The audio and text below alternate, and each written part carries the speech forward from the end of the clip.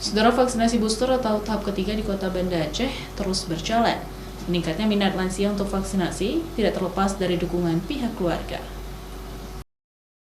Dukungan keluarga menjadi hal utama percepatan vaksinasi lansia di Kota Banda Aceh, seperti di tempat vaksinasi milik pemerintah Aceh di Museum Aceh. Sejumlah lansia diantar langsung oleh anggota keluarga untuk divaksinasi. Seperti Tantawi Jauhari, lansia berusia 76 tahun ini, melakukan vaksinasi dosis ketiga diantar langsung oleh pihak ketiga.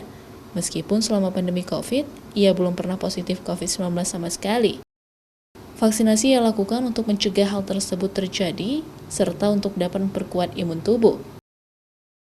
Saya sejauh ini pada keluarga-keluarga sudah saya beritahu, dan mereka juga